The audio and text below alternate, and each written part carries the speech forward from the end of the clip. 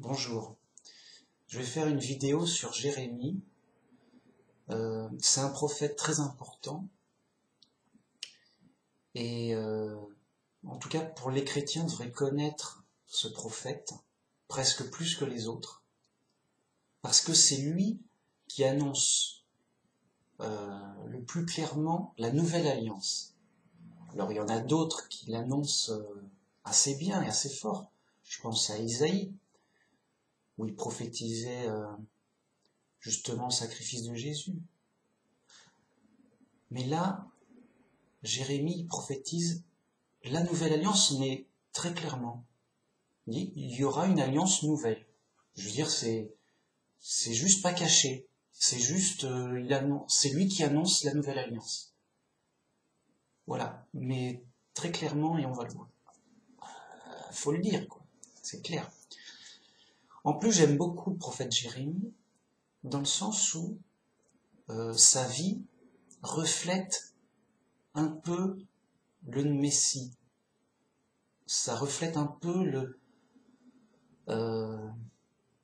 d'une certaine façon la vie du Messie. Pourquoi? Parce que c'est un prophète qui n'a pas été reconnu par les siens et qui a été rejeté et persécuté par les siens, par Israël et les chefs religieux. C'est-à-dire que oui, Dieu en a fait son prophète, mais il était le seul au courant. Il dit, oui, c'est moi le prophète. Oui, enfin, il n'a pas dit ça comme ça, mais il a dit, voilà, Jéhovah m'a parlé. Voilà. Et les personnes le croyaient. Il dit, mais oui, et puis quoi encore? C'est, non. Puis non, tu dis n'importe quoi, arrête et tout. Et donc, les chefs religieux, eux, faisaient office, se prenaient pour des prophètes, et dit, voilà, Jéhovah va faire que ceci, va faire que cela. Et donc, on était dans une époque très difficile, où le prophète Jérémie, un peu comme Jésus donc, n'était pas reconnu par les siens, était rejeté par les siens, persécuté par les siens. Alors il n'a pas été tué, mais il a été jeté en prison, humilié, menacé, insulté, frappé, bien sûr. Et ça ressemble beaucoup à la démarche pour la nouvelle alliance avec le Christ. Le Christ aussi n'a pas été reconnu. Ah ben non, c'est pas lui le Messie. Il a été rejeté, mais va-t'en, tu es un blasphémateur. Il a été persécuté. Quoi, tu insistes? Et avec son insistance, il dit il faut absolument le tuer. Et ils l'ont capturé, mis en prison, frappé, et ils ont tué Jésus. Donc, vous voyez, ça ressemble beaucoup à la vie de Jésus, quelque part, ce prophète. Et donc, c'était difficile, vraiment.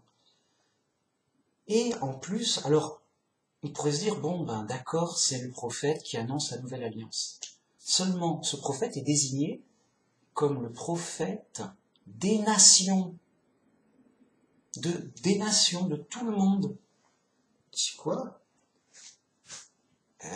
C'est pas habituel, du tout. Les prophètes sont là pour le peuple de Dieu, Israël, et le guider, tout ça. Et là, il y a le prophète des nations, de tout le monde, de tous les pays. C'est quoi? Et oui, parce qu'il va annoncer la nouvelle alliance qui sera valable pour tout le monde. Parce que c'était connu d'avance. D'avance, Dieu savait que Jésus serait rejeté, de même que Jérémie a été rejeté. Bien. Et d'avance, on savait que il y aura donc les bons juifs qui suivront Jésus et qui deviendront chrétiens, et qui resteront dans le peuple de Dieu, mais que la grande partie d'Israël seraient des mauvais juifs qui rejetteraient Jésus et qui donc seraient condamnés et qui seront bannis du peuple de Dieu. Et donc, c'était prévu d'avance que ça se passe comme ça, que Jésus soit sacrifié et mis à mort par les gens de son peuple, par les siens, par les chefs religieux, voilà, et que donc, ce serait une alliance ouverte à tout le monde, une nouvelle alliance très différente, où tout le monde, justement, pourrait rentrer par la foi en Jésus, pour remplacer, d'une certaine façon, ceux qui l'avaient rejeté. Parce que ça a fait un grand vide. Je peux pas... Oui, on arrive avec la bonne nouvelle, le nouveau Messie, mais les autorités le condamnent à mort. Dit c'est un blasphémateur, on condamne à mort. Tout le monde assiste à sa condamnation à mort. Bah, il est mort, il est mort. C'est pas le Messie alors, c'est pas le roi. On attend un roi puissant. On attend vraiment le Messie. Il fait des miracles et tout, et là il est mort. Bah, les chefs religieux avaient sûrement raison.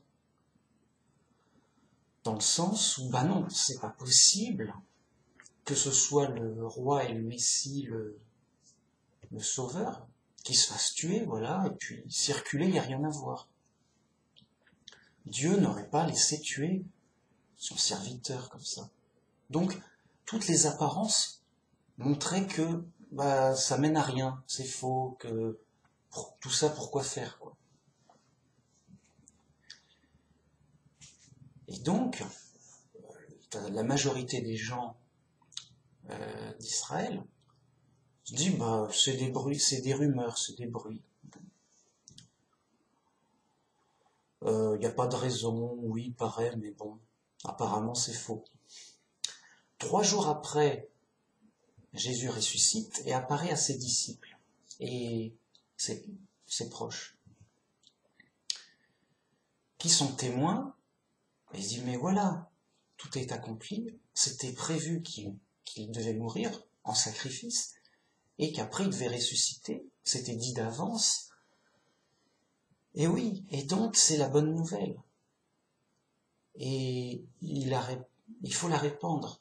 Il répandait la bonne nouvelle. Les chefs religieux, ils disent, mais encore eux? Quoi? Il est ressuscité, puis quoi encore? Ben, il est où? C'est quoi cette affaire? Et ils ont persécuté et chassé ces chrétiens, donc ces bons juifs, ils les ont chassés ailleurs, quoi. Allez-vous-en ou on vous tue, quoi. Bon. Du coup, bah, ils sont partis, c'était dur, c'était la persécution, et il ne restait que les mauvais juifs antichrist. Parce que là, maintenant, ils sont bannis du peuple de Dieu. Ils sont antichrist. Ils sont, bah voilà. Et donc, bah, ils étaient nombreux, prospères, voilà, ils restaient en place, avec l'autorité, le pays, tout. Les autres, qui sont devenus chrétiens, eh bien, le peuple de Dieu chrétien s'est dispersé et a annoncé la bonne nouvelle à tout le monde. D'abord aux Juifs qui habitaient dans d'autres pays, pour le commerce, pour autre chose. Donc d'abord aux Juifs de l'étranger. Et s'ils étaient convaincus, ben, ça faisait une église, et voilà. Et aux païens aussi, pour les convaincre de la vraie religion. Et donc, comme prophétisé, le royaume de Dieu a été donné à une autre nation, aux étrangers. Bam, bam. Et donc, voilà, Jérémie, c'est un prophète important à connaître pour les chrétiens, parce qu'il annonce la nouvelle alliance. C'est pas caché, c'est annoncé. L'ancienne alliance, c'est loi de Moïse, dure, stricte, selon le pays, la terre promise, le pays d'Israël. Voilà, il y a une organisation, des prêtres, une autorité. C'est tout un truc complexe et sophistiqué et réglementé. Voilà. Et donc, tout ça, c'était pour préparer, en fait, la venue du Messie. Mais, voilà, c'était pour en fait la venue du Messie qui apporterait une nouvelle alliance, tout autre, vraiment différente, et qui, elle, sauve. Alors, c'est pas que l'ancienne alliance ne sauvait pas.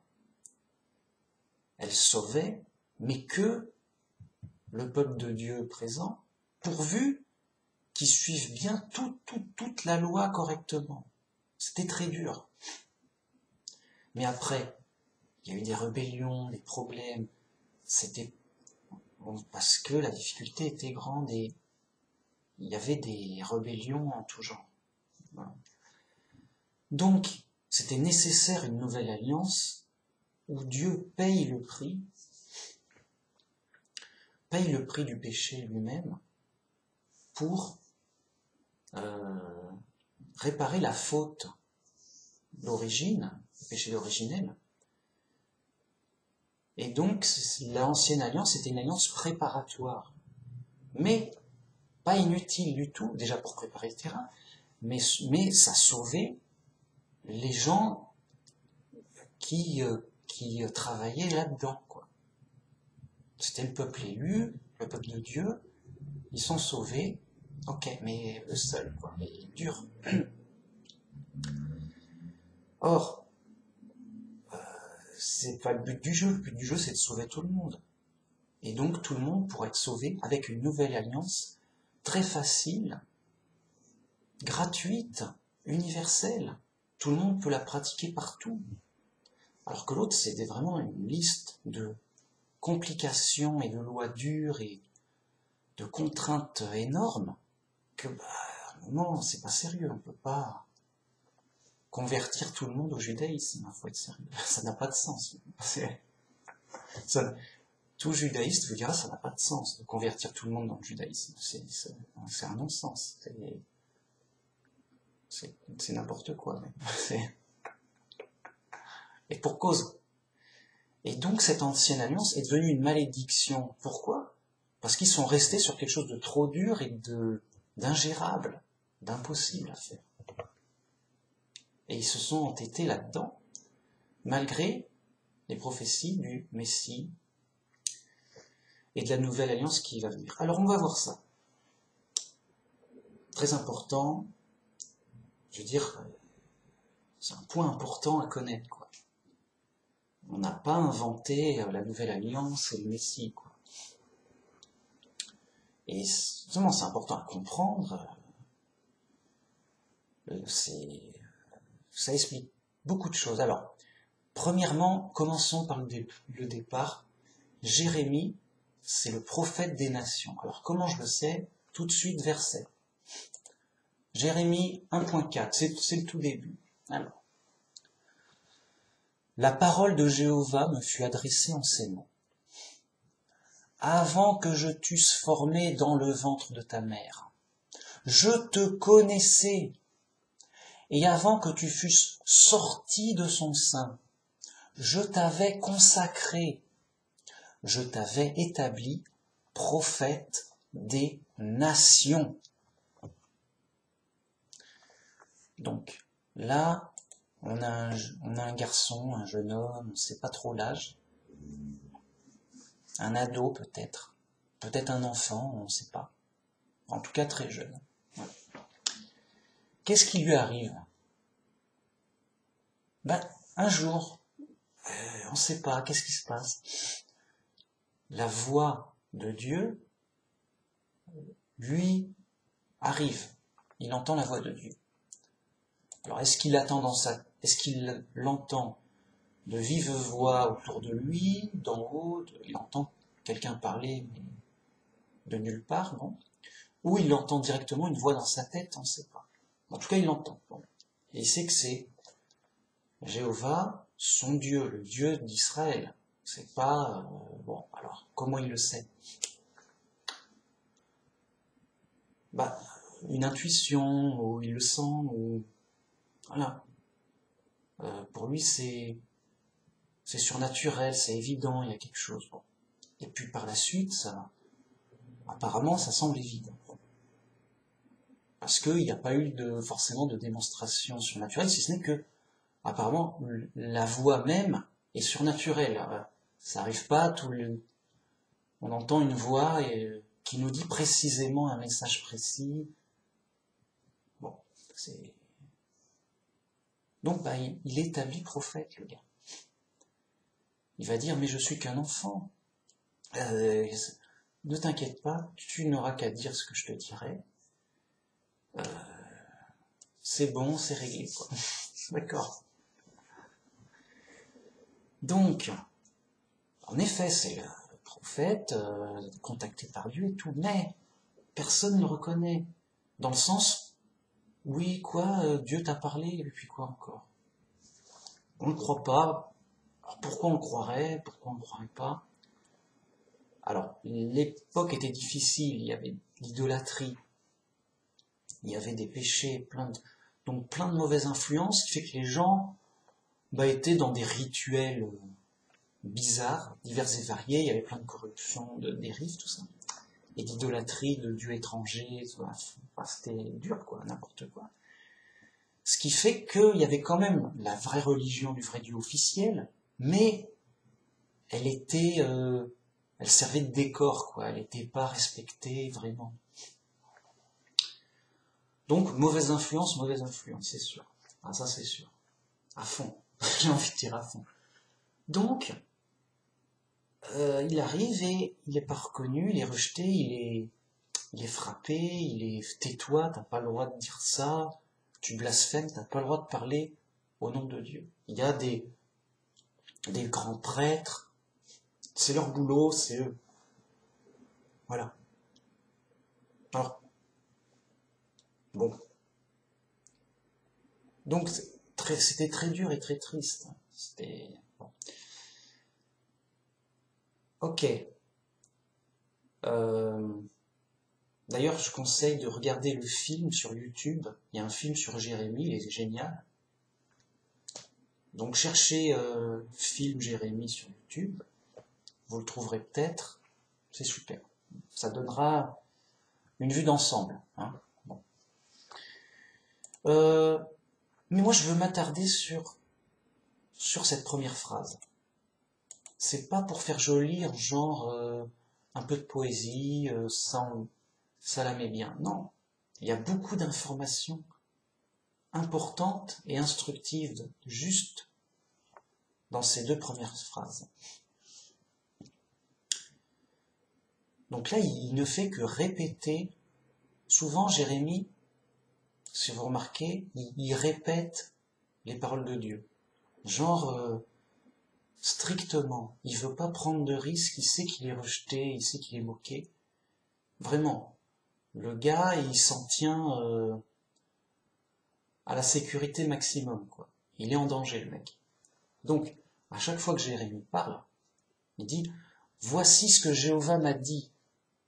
Ainsi parle Jéhovah.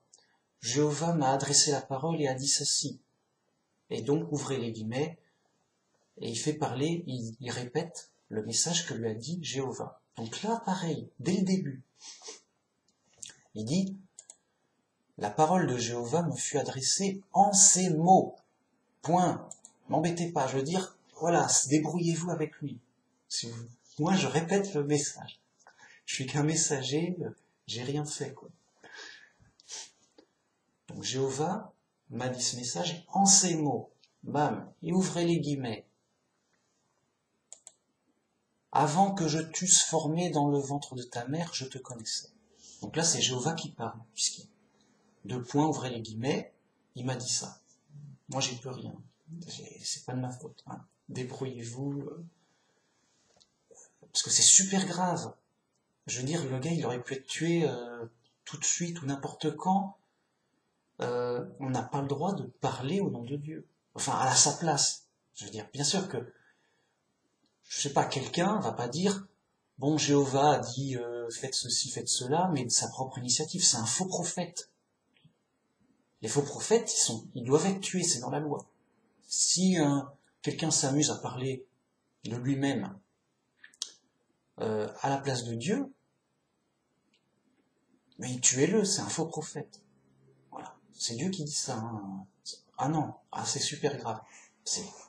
Et c'est évident. C'est comme si quelqu'un disait, voilà, le roi a dit de me donner de l'argent. Mais il a dit ça de lui-même, juste pour prendre de l'argent, quoi. En utilisant l'autorité du roi et en faisant croire qu'il vient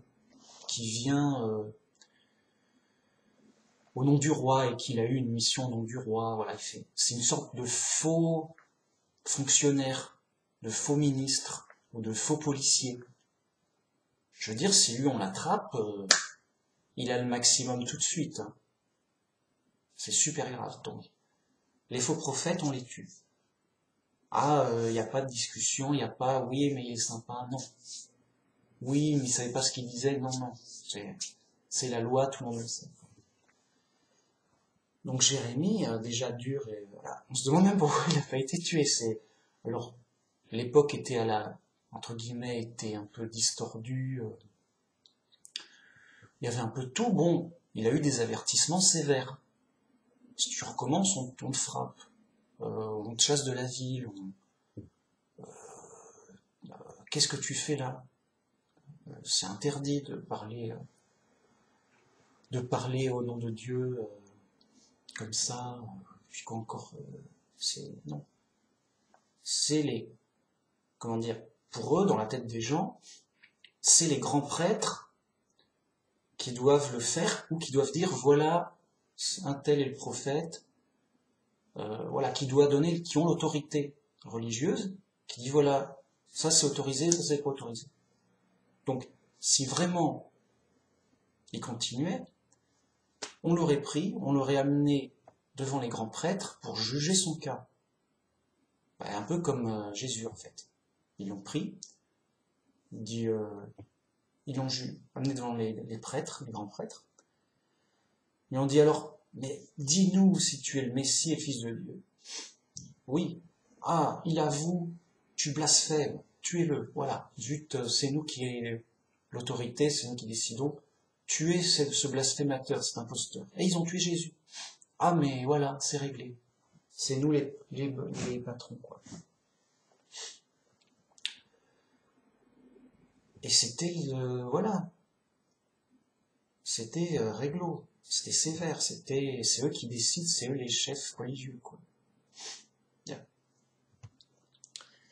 Mais, voilà. C'était des époques corrompues et hypocrites. Et en fait, c'était des gens qui, attachés à leur pouvoir, richesse et autorité, qui disent, bon, bah, tuez-le, il m'embête, quoi.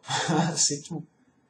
Parce que, s'il y a un prophète, bah, c'est lui qui va diriger à ma place. Et c'est lui qui aura toute l'autorité. Bah, ça va pas. Ok. Donc, Jérémie, comme j'insiste, il était persécuté et en danger. Juste, il se permet aucun risque, aucune fantaisie. Il se dit, mais pourquoi je parle? Dieu lui a dit, n'aie pas peur de tes ennemis, n'aie pas peur, je suis là. Ok, on y va quand même.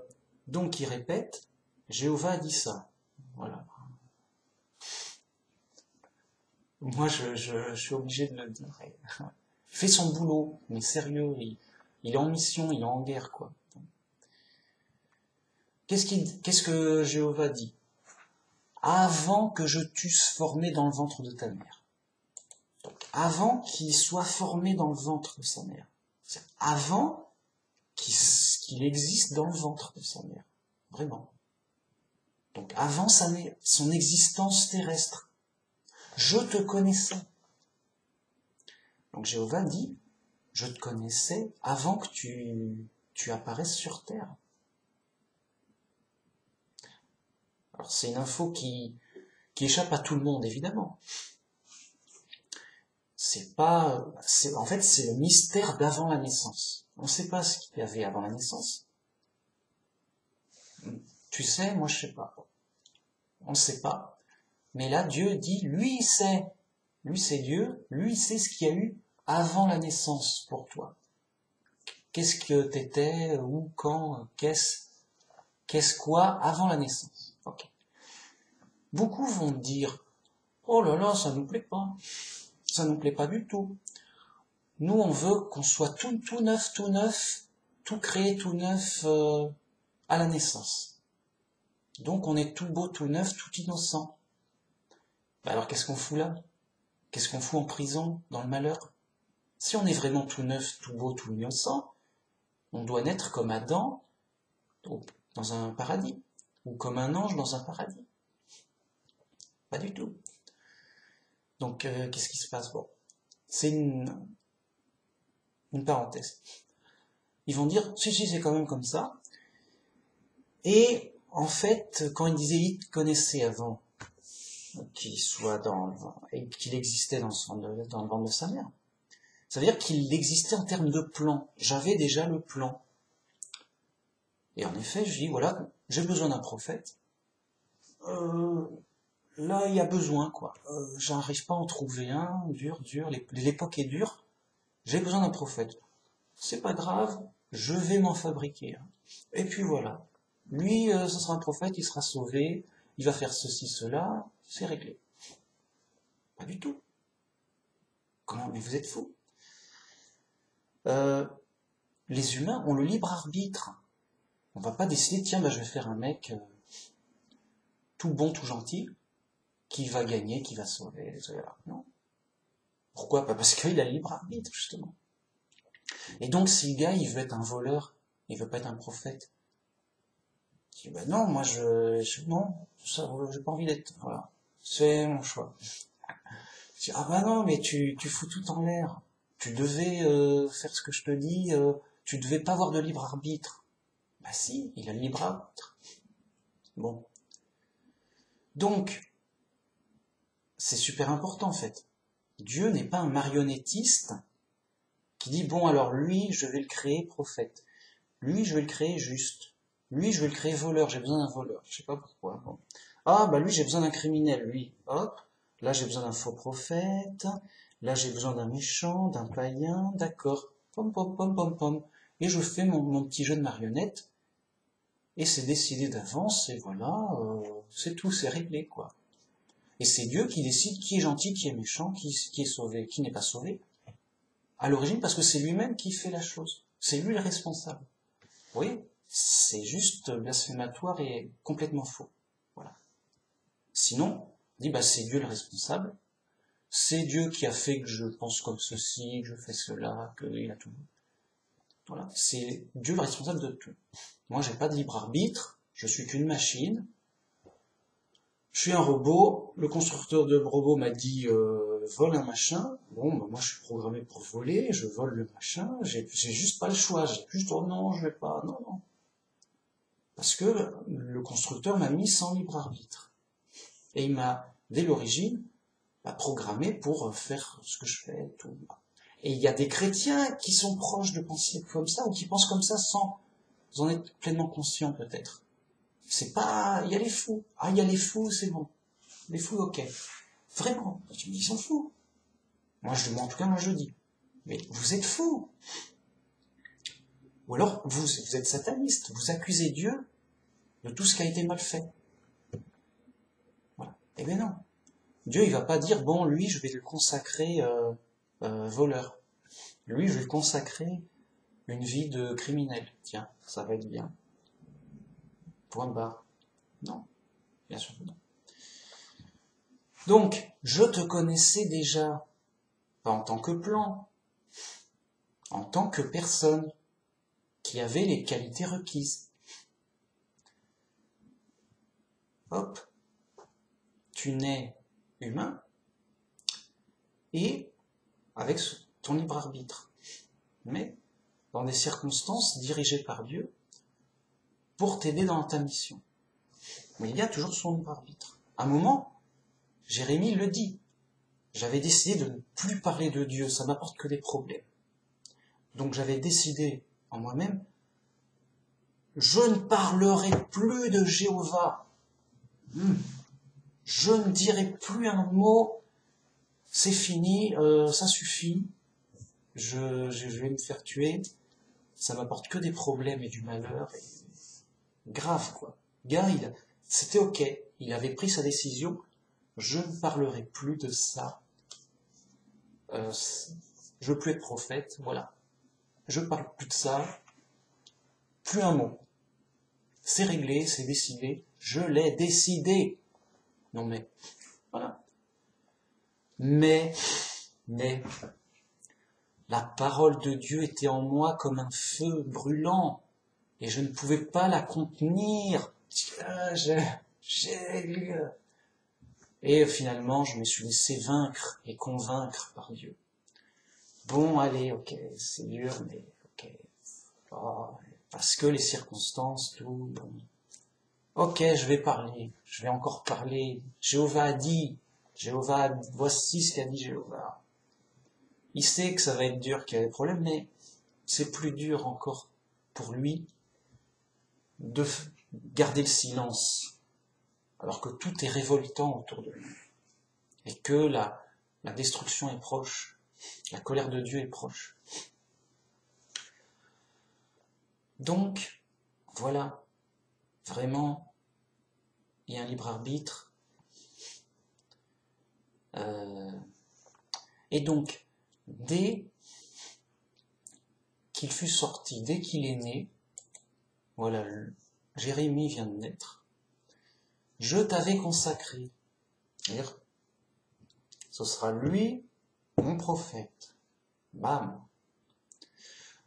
Et pas juste un prophète, il m'en faut un, quoi. Enfin, un pour une mission de routine. Non. Je t'avais établi prophète des nations. De tout le monde.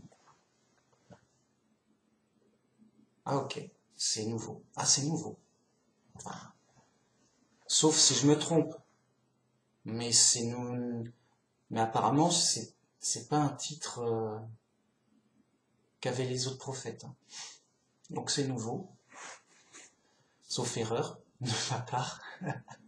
Mais bon, ça dit ce que ça veut dire. Prophète des nations, de tous les pays. Ok. Mais pourquoi? Qu'est-ce qui se passe? Qu'est-ce qu'il va... Il va aller dans tous les pays? Non. Il va annoncer qu'il va y avoir une nouvelle alliance. Il va prophétiser une nouvelle alliance.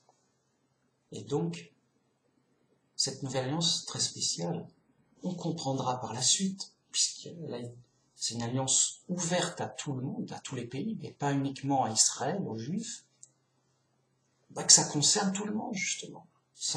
Cette nouvelle alliance concerne tout le monde, de tout pays, pourvu que n'importe qui, en fait, juste n'importe qui croit en Jésus, il fait partie du peuple de Dieu, il est sauvé, bam, comme ça, gratos, super importante, la nouvelle alliance. Et que les autres, ils vont être détruits, ils font pas partie du peuple de Dieu. Donc plus qu'importante. Et que justement, c'est une alliance fondée sur Jésus, et Jésus est devenu une pierre qui fait chuter. C'est-à-dire que ceux qui rejettent Jésus, ils chutent, ils se cassent dessus, voilà, ça les fait chuter. Ils voulaient, tiens, il y a une pierre, je vais la dégager, elle m'embête. Elle est au milieu, là, de la route. Ils essaient de la dégager, elle est trop lourde, elle est trop solide. Ils s'épuisent, à un moment, ils s'écroulent, ils en peuvent plus de la repousser. Quoi. Ils perdent leur force, ça sert à rien. C'est plus fort qu'eux. Ah, mince. Et ils sont rejetés, quoi. Donc, oui, une dernière chose avant qu'on passe à la suite. Pourquoi c'est super important, cette première phrase? Parce que ça va très loin. Jésus, c'est comme un révélateur. Avec Jésus, on révèle la réalité toute entière. Jésus existait avant de naître sur terre. Il n'est pas né tout neuf tout nouveau, tout innocent. Voilà. Ah bonjour, c'est moi, je sais pas. J'ai eu de la chance, je suis fils de Dieu, pourquoi lui et pas un autre, gros coup de chance, voilà, c'est comme ça, il y a eu besoin d'un mec qui fasse le Messie, c'est moi. Non, il y a zéro question de chance. Il existait avant de naître, et avant de naître, c'était déjà le Fils de Dieu. Dès l'origine, c'est sa première créature. Et donc, il avait dès l'origine le rôle d'intermédiaire avec la création. Donc en fait, c'est juste la transposition de ce qui a toujours existé dès l'origine, du moins, dès l'origine de la création, à, bam, il naît sur terre, par miracle, en tant que fils de Dieu. Et voilà. Et personne ne peut le nier. Oui, Jésus existait avant sa naissance. Il n'est pas né tout neuf, de zéro, tout innocent, tout beau. De neuf, il n'avait pas d'histoire avant. Si, Jésus avait une histoire avant, une existence, un mystère d'avant la naissance. Il existait avant la naissance, vraiment. Et là, chance ou pas chance, j'en sais rien, tous les fous du christianisme vont un peu être d'accord avec moi. Oui, Jésus existait, j'ai failli faire un lapsus, Jésus existait avant sa naissance. Et alors, voilà, c'est prouvé, point, m'embête pas. Et donc, c'est prouvé qu'il peut y avoir une existence avant la naissance, que la naissance n'est pas forcément un départ de zéro absolument neuf, puisque Jésus était plus vieux que sa naissance, entre guillemets. Il avait une existence avant sa naissance, point. Jérémie, pareil. Avant que je t'eusse formé, je te connaissais.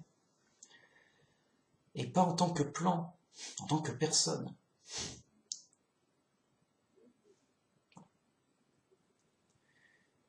Pareil pour Jésus. C'était pas un plan avant sa naissance. C'était une personne, bon. Donc, et il faut bien comprendre que c'est pareil pour nous tous. On n'est pas tout neuf, à zéro, tout innocent, dès notre naissance. On a un mystère d'avant notre naissance. Bien. Et ensuite, il faut bien comprendre qu'on a tous un libre arbitre. Que c'est pas Dieu qui va dire, dès la naissance, un tel sera un criminel, un tel sera un prophète, un tel sera un disciple, un tel sera chrétien, un tel sera pas chrétien, quoi qu'il arrive. Non. Un tel fera telle et telle mauvaise action, un tel fera telle et telle bonne action. Non, non, non, non. 0-0. C'est nous qui décidons. On a un libre arbitre. Je décide d'être chrétien, je fais ce que je veux, je décide de ne pas être chrétien, je décide de bien agir, je décide de mal agir. Et, en toute logique, j'aurai un jugement et je suis responsable de mes choix. J'ai un libre arbitre, je suis responsable. J'ai choisi d'être chrétien, eh bien, le jugement, c'est que je serai sauvé. Je choisis de ne pas être chrétien, eh bien, le jugement, c'est que je ne serai pas sauvé. Je choisis de faire une bonne action, eh bien, le jugement, c'est que j'aurai une récompense. Je choisis que je fais une mauvaise action, eh bien, le jugement, c'est que j'aurai une punition. C'est simple, c'est logique, c'est juste indiscutable. Alors ne discutez pas. Juste, c'est trop simple, c'est trop logique, c'est trop vrai. Ne vous inquiétez pas, les fous seront pas d'accord. Ça, c'est leur boulot. Bon. À partir de cette base simple et vraie. Pareil pour les prophètes. Pareil pour Adam, pourquoi il a péché? C'est son libre arbitre. On lui avait dit, bon, tu fais pas ça, ok? Sinon tu vas mourir quand même. Ça va pas, mec. Il y a une esbrouffe, il y a une ruse, tout ça. Bon, ça, il l'a fait, mais volontairement, c'est pas « Oh, je l'ai pas fait exprès ». Si, tu l'as fait exprès. Alors il y avait des tentations, des ruses du diable, ok. Mais il aurait pu dire non, attends, non, on n'a pas le droit. Oh, arrête. Arrête, et qu'est-ce que tu fais? T'es fou, t'es folle. Enfin, en parlant à Ève. Mais il a dit, bah, puisqu'Ève en a pris, pourquoi pas moi, elle en est pas morte, tout ça, allons-y. Ok. Pareil pour tout, même les prophètes, bah, les prophètes ont pu des fois faire des erreurs. Et ils ont eu des punitions. David a eu des punitions, Moïse aussi. Qui d'autre? Bon, enfin, il y en a eu, quoi. Oui, bah ça, David, Salomon, punition par-ci, par-là. Bon. Ok. Voilà, pourquoi? Parce qu'ils ont un libre arbitre et des fois ils peuvent se tromper, mal agir, que sais-je. Bon. Mais, voilà, il y a un mystère d'avant la naissance. Dieu l'a consacré prophète des nations. Il dit, voilà, toi, comme pour David par exemple, c'était un berger. Il payait pas de mine. Mais lui, je le connais bien, lui. Lui, c'est lui que je veux. C'est pas, je l'ai pas pris au hasard, c'est pas, oh, ça sera lui pour changer, quoi, ça sera marrant. Non, lui, il a des compétences, lui, il a des qualités spirituelles, lui, je le connais, je le veux. Bah là, c'est pareil pour Jérémie. Je te connaissais avant la naissance. Je te connaissais. C'est toi que je veux. Tu as les qualités. Tu as les épaules. T'es pas encore né, mais tu as les épaules. Tu as les qualités spirituelles. Tu as les mérites. C'est toi que je veux. Ah bon? Allez, on va voir. Vas-y, je suis avec toi. On y va. Ah ok, ben, allons-y alors. Donc, voilà. C'est Dieu qui décide, et c'est ce qu'il fait. Donc il a consacré prophète des nations, point, c'est lui. Bah, les autres le rejetaient, n'y croyaient pas, non et tout. Bon. Mais il insistait, oui et tout, au péril de sa vie. On se dit, bon, le mec il commence à avoir des doutes quand même, on lui frappe et tout, il n'a rien à gagner à faire le zouave. Au contraire, il s'en prend à chaque fois. Mais il insiste quand même, ça surprend. Il fait ça au péril de sa vie. On réfléchit, c'est un prophète, c'est pas un prophète. Bon, on est entre, on le tue pas, quoi. Grave. Alors, on attend que va décider le roi. Le roi, moi, tu sais, moi, moi, question prophète, hein, c'est pas, moi, j'ai d'autres choses à faire, j'ai des problèmes politiques, tout ça.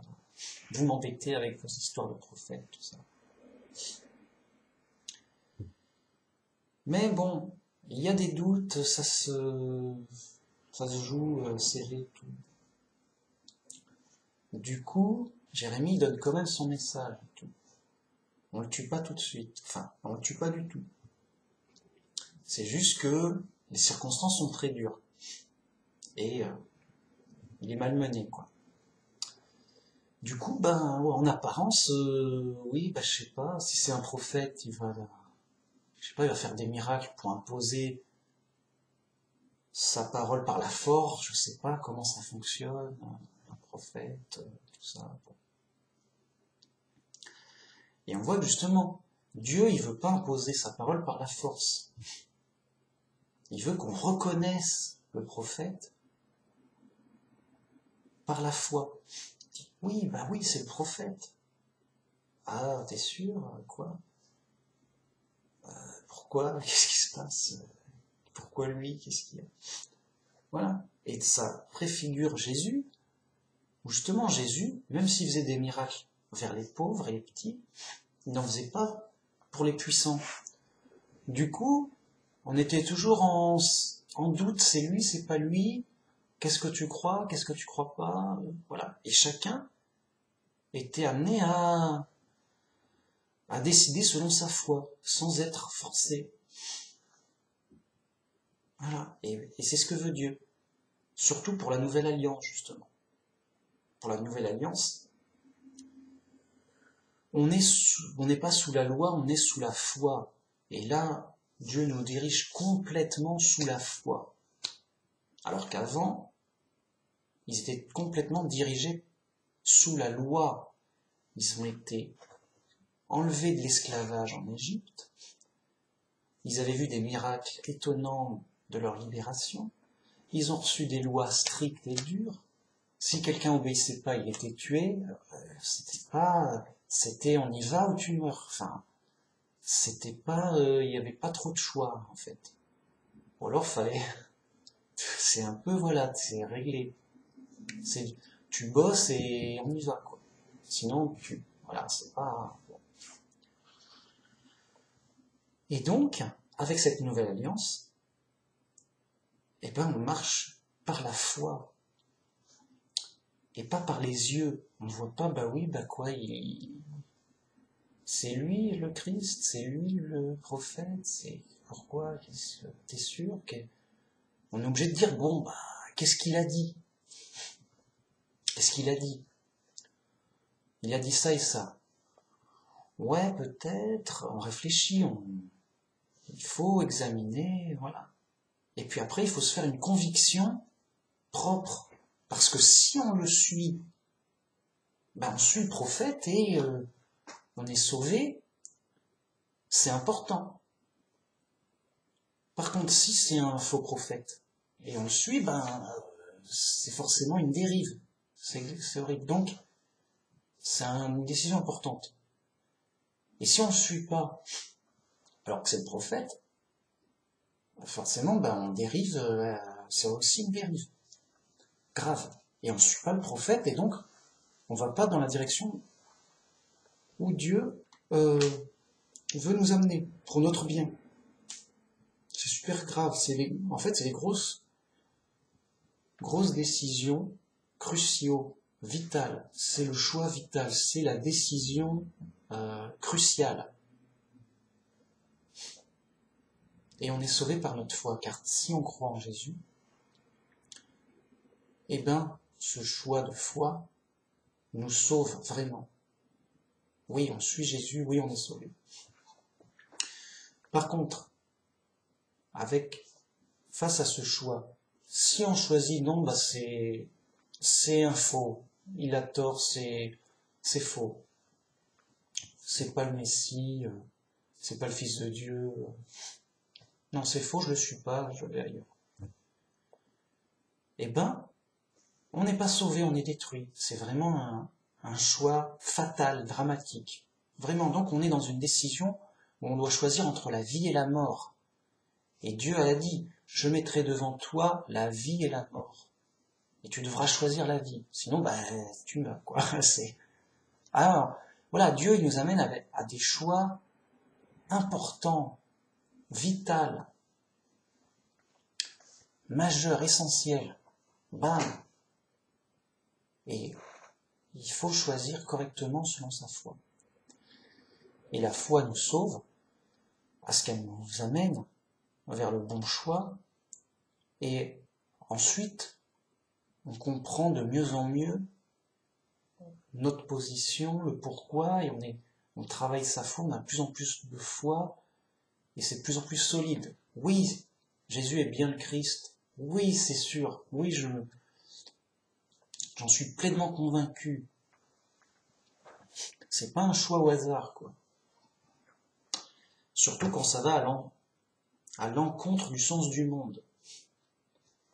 Naturellement, le monde veut aller vers là, donc à gauche, et le Christ nous dit, bah allez à droite. Vous allez souffrir un peu, bah même, voilà, pour souffrir. Et on veut pas souffrir, on veut au contraire se faire plaisir et jouer et gagner dans le monde. Donc, si on te suit, t'as intérêt à avoir raison. Parce que c'est dur ton truc, là. On a intérêt à pas se tromper. Hein. On va pas faire ça au hasard, hein, je te le dis tout de suite. T'as intérêt à ce que ce soit du tout juste, hein, parce que dur, quoi. Voilà, vraiment. Bon, maintenant passons à cette nouvelle alliance. Jérémie 31, 31. Donc c'est un passage super important, très instructif. Et je vais le lire, c'est génial. Voici, les jours viennent, dit Jéhovah, où je ferai avec la maison d'Israël et la maison de Juda une alliance nouvelle. Non comme l'alliance que je traitais avec leur père, le jour où je les saisis par la main pour les faire sortir du pays d'Égypte, alliance qu'ils ont violée, quoique je fusse leur maître, dit Jéhovah. Donc, là, c'est encore Jérémie, il répète, moi je veux pas prendre de coups, de problèmes. Dieu m'a dit, dis ceci, je dis cela, je dis ce qu'il a dit. Jérémie, il répète les paroles que Dieu lui a dit. Donc voilà, c'est Jéhovah qui parle. Voici les jours viennent. Voilà, ces jours vont arriver. Voilà ce qui va arriver dans le futur. Je ferai avec Israël, donc Israël et Juda, parce que... Alors Juda est dans Israël, c'est un peu compliqué, mais Israël c'est les 12 tribus. Juda c'est une des 12 tribus d'Israël. Mais on sépare l'ensemble de Juda, parce que Juda avait un statut spécial. C'est là où il y avait Jérusalem, le temple et tout. Donc, c'est vrai que ça donnait le judaïsme. Voilà. Les autres se sont plus ou moins corrompus avec des religions païennes. C'est ça que il y a eu une différence, tout ça. Bref. Je traiterai avec mon peuple une alliance nouvelle. Alors on va me dire, oui, mais cette alliance nouvelle, elle est pour le judaïsme, oui. Et c'est vrai. Et Jésus l'a dit, je suis venu pour les brebis d'Israël. Bien sûr. Mais, ils l'ont rejeté. Et Paul a dit, c'est parce que ils ont été retranchés et qu'ils ont rejeté le principal, que ça a été donné à d'autres, et que donc d'autres ont été rajoutés pour remplacer ce qui a été retiré. Vous voyez ? Si tout Israël dit ok, c'est le Messie et tout, déjà il l'aurait pas tué, et puis ça aurait été vraiment différent. Voilà. Donc, on est dans de la fiction. Non, c'était bien prévu que Jésus soit rejeté, de même que là Jérémie a été rejeté. Ça, à la limite, ça ne pouvait pas louper, parce que le monde rejette le Christ. Le monde qui est au pouvoir du diable. On n'est pas chez les bisounours. Bon. Donc, bien sûr que c'est pour Israël, mais bien sûr qu'ils l'ont rejeté, et bien sûr que ça a été donné aux autres, et c'est Jésus qui le dit, le royaume de Dieu vous sera retiré, et il sera donné à une autre nation. Voilà. C'est réglé, c'est annoncé, c'est clair, c'est simple.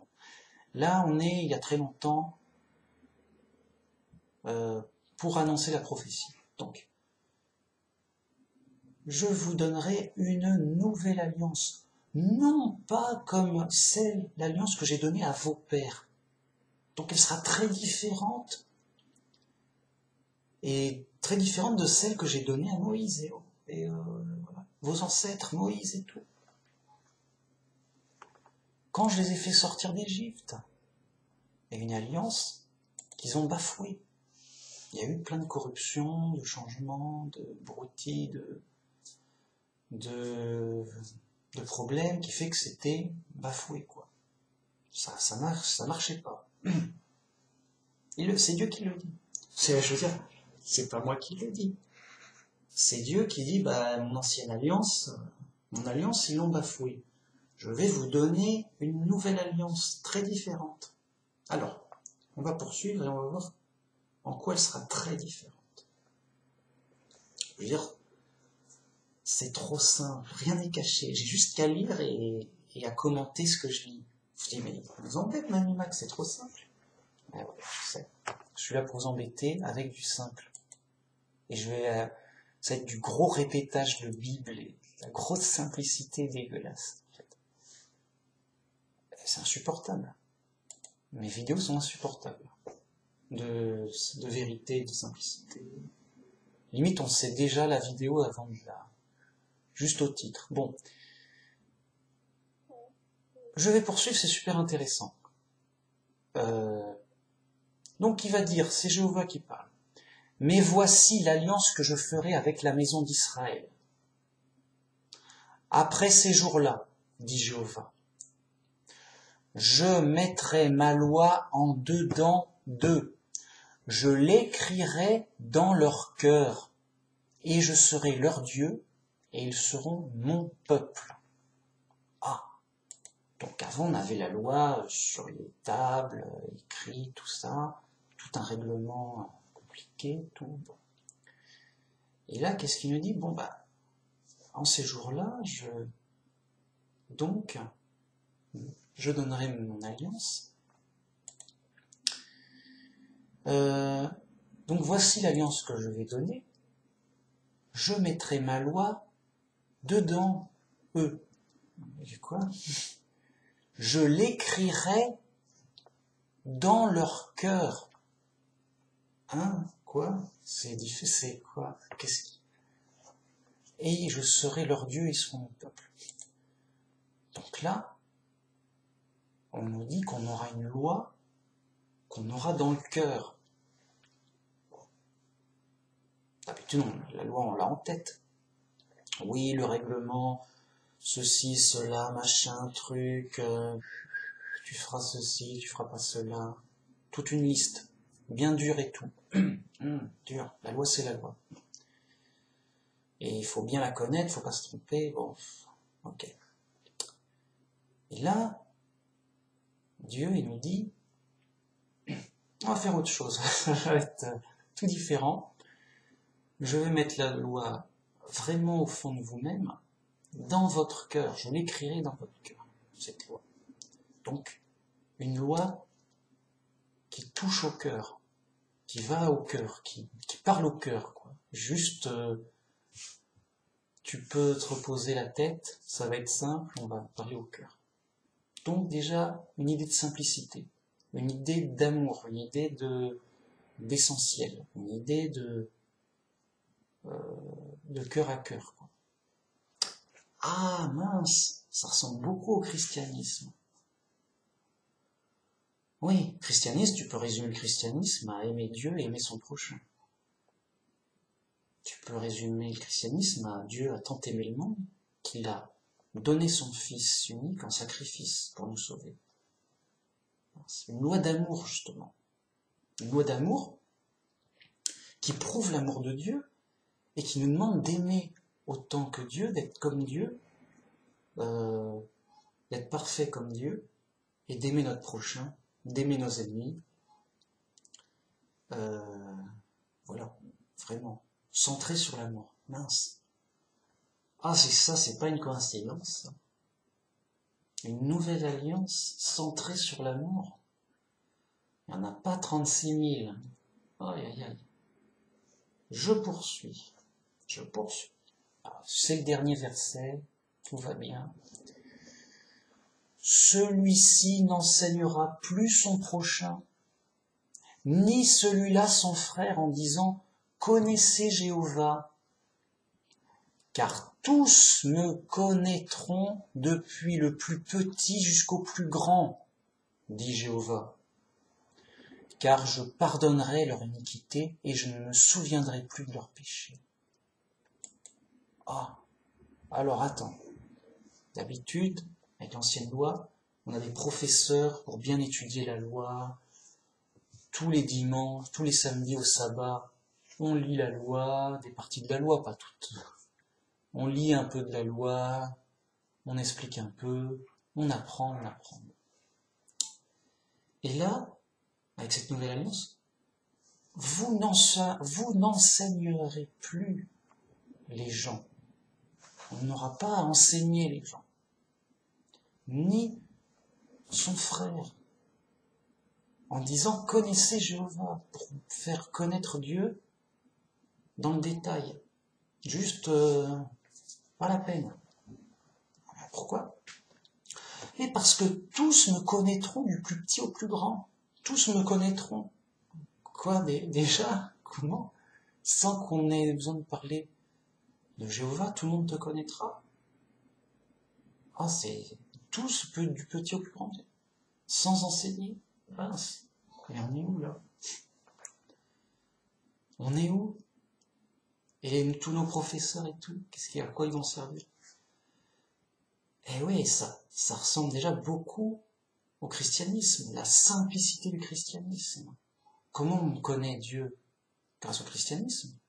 C'est que Jésus, le Fils de Dieu, il ressemble à Dieu. Et Jésus dit lui-même, « Celui qui me voit, voit le Père. Celui qui connaît Jésus, connaît le Père. » Parce qu'il lui ressemble. Il est l'image du Dieu invisible. Il est à l'image de Dieu. C'est pas moi qui le dis. C'est les Écritures.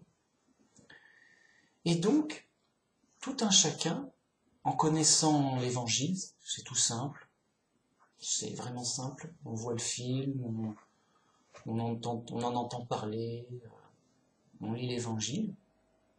Ah ok, ben on sait tout. Ah ok, ben il y a Jésus, machin, il a fait ça, tout ça. Et tous me connaîtront, comme ça, facilement. Donc, il y a un point de grande facilité, de grande simplicité, pas besoin de faire justement des cours académiques, j'entends. C'est-à-dire, voilà, je vais dans une école religieuse, mais vraiment pour apprendre ma religion pendant 2-3 ans. Et pendant 2-3 ans, je vais bien apprendre le christianisme. Et enfin, ouf, je suis chrétien, j'ai mon diplôme, j'ai étudié le christianisme pendant 3 ans. Pas du tout. Il suffit juste que tu connaisses bien l'évangile. C'est l'affaire d'une journée de lire l'évangile et d'y réfléchir. Voilà. C'est juste même une journée en étant très gentil. Tu lis l'évangile, tu réfléchis, si tu y crois, tu es chrétien. Bam, bam, qu'est-ce qu'il y a? Où est l'enseignant? Où est le professeur? Le gars tout seul, c'est en français, il peut lire, il sait lire le mec, ça va. Il n'y a pas besoin de professeur, mec. C'est pas moi, c'est Dieu qui le dit. Celui-ci n'enseignera plus son prochain. Donc dès que vous voyez un professeur, assez louche. Un professeur, il n'y a pas de professeur. Ou alors, si quelqu'un enseigne le christianisme, c'est pour rappeler les bases, pour simplifier, pour aider. Mais le gars, il peut très bien, tout seul, il lit l'évangile, il est ok. Il a compris, c'est pas dur, quoi. Donc un professeur, c'est là juste pour rappeler, pour aider, décortiquer un peu, expliquer, faire ressortir, mais c'est un plus, que dire, un plus. Des fois c'est un moins quand on dit n'importe quoi. Donc, dans tous les cas, revenir à l'évangile. Voilà. Pas besoin de professeur. C'est juste pour faire du rappel, comparer, réfléchir. Bon. Voilà. Tous me connaîtront, du plus petit au plus grand, c'est-à-dire les plus petits aussi, et les plus grands aussi même. Bon. Je poursuis, c'est très intéressant, pour savoir comment sera cette nouvelle alliance. Car je pardonnerai leur injustice, et je ne me souviendrai plus de leurs péchés. Alors avant, dès qu'il y avait une injustice, un péché, une faute, vite il fallait faire un sacrifice d'animal au temple. Genre tu payes la réparation, la faute, quoi. Et à chaque fois. Donc bon, il y avait une organisation, du trafic, c'était compliqué, quoi. Là, c'est une alliance de pardon et où on efface le péché. On ne se souvient plus du péché, ça va. Il n'y a plus, c'est pardonné. C'est réglé. On est à jour, on est net. Ah ouais, donc c'est une alliance, non seulement facile à comprendre, simple, directe, essentielle, qui touche au cœur, mais en plus, qui fait tout le travail, qui fait que ça nous justifie, ça nous sauve, ça nous enlève nos fautes, et on est pardonné de nos injustices. Ah, ben ça ressemble énormément au christianisme, mince, au point où il n'y a pas vraiment de doute là-dessus. Et voilà, c'est tout, fin de la vidéo. C'était la prophétie de la Nouvelle Alliance. Voilà, elle ressemblera à ça, et on n'a pas 36 000. Voilà, à chacun après de voir, ah bah, ce serait pas Jésus qui a amené la Nouvelle Alliance par hasard? Et pour toutes les nations, par hasard? Selon les prophéties, par hasard? Voilà, les gens réfléchissent, ils se disent oui, peut-être, peut-être pas, bon. Alors, pourquoi les judaïstes rejettent tout ça? Ils sont fous. Oui, alors oui, ils sont fous, déjà. Ensuite, ils sont dans une autre lecture de leur religion. Ils disent oui, bah ils font un gros Da Vinci Code, juste c'est les champions. Ah mais juste c'est les champions, juste tu peux pas décoder, c'est trop fou. Ils ont ce que je crois qu'ils appellent le Talmud, un truc comme ça. La loi orale, quoi. Juste la loi orale, c'est une encyclopédie. Une encyclopédie, mec. Juste, tu passes toute ta vie à l'apprendre, t'as de la chance si tu y arrives entièrement. À l'apprendre et à la comprendre. Juste, ça te bousille trop la tête, t'es ailleurs, quoi. Les gars, ils passent plus à étudier le Da Vinci Code que la loi directe de Dieu, quoi. La Bible, l'ancienne alliance, quoi. Alors les gars, ils sont ailleurs, tout de suite. Ils sont tout de suite ailleurs. Puis après, ils disent, non, nous on attend un autre Messie. Ça sera autre chose. On sait pas quoi, on attend autre chose, non. Et non, Jésus, non, bah non, c'était une erreur. C'était une erreur, bah d'ailleurs il a été tué, voilà. Oui, non, il a blasphémé, bon, il y a eu une embrouille, je sais pas quoi, bon, c'est... Non, il n'y a rien eu. Rien eu de grave, quoi. Ça n'a rien. Nous, on suit les lois. Voilà, eux, c'est... On a la loi de Moïse, on n'en bouge pas. Et c'était prévu. La loi, comme disait Paul, est devenue une malédiction pour eux. Et les gars, ils sont empêtrés là-dedans, avec des lois très dures qu'ils peuvent pas appliquer, des trucs de ouf, quoi. Et les prophéties, ils mettent ça pour autre chose. Non, c'est autre chose. On a une autre lecture. Chacun son interprétation. Ok. Alors que l'évidence simple, c'est voilà, la nouvelle alliance ressemble de trop à ce qu'a fait Jésus et à ce qu'a installé Jésus. C'est juste trop pareil, quoi. C'est juste ce qu'on attend. Au cœur, simple, pardon du péché. Bam. C'est nous. C'est nous les chrétiens, quoi. Donc, voilà, c'est super évident, c'est super important, quoi. Et en plus, je veux dire, s'il fallait en rajouter, la vie de Jérémie ressemble à celle du Christ en termes de rejet, de persécution, de... voilà. Et ben, pareil, la nouvelle alliance en question, elle sera... comme ça, elle sera rejetée, pas reconnue. Non, c'est pas le Messie. Non, c'est... voilà, non, c'est un blasphémateur. Il ose parler voilà, au nom de Dieu, quoi. Voilà, il ose et tout. Non, et tout, non. Et on le frappe, et on le met en prison. Voilà, et tout. Donc, pour Jésus, ça a été différent en ce qu'il soit tué. Mais là encore, c'était prévu. Et justement, il dit, bah, on l'a tué, donc ça prouve que c'était pas un vrai prophète. Pourquoi Dieu, il serait tué son prophète? Ça n'a pas de sens. Ah, mais si, ça a un sens, c'était prévu. Ah bon, pour qu'on soit guidé par la foi et non par les yeux, en disant, voilà, je vais imposer ma religion par la force. Non. Et c'est la nouvelle alliance, justement. Par la foi, en étant faible. Pas par les apparences, en étant fort.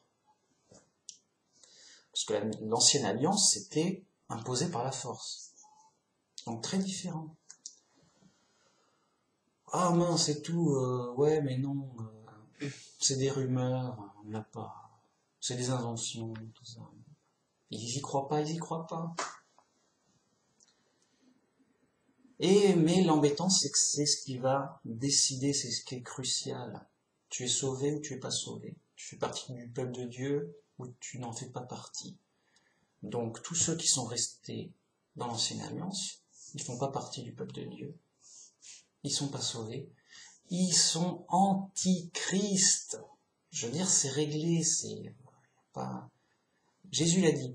Si vous ne croyez pas qui je suis, le Messie promis, là, par les prophéties, il débarque pas de nulle part. Il vient témoigner pour son Père. Si vous ne croyez pas qui je suis, vous mourrez dans vos péchés. Vos péchés ne seront pas pardonnés et vous mourrez dedans. Vous resterez dedans et pour en mourir.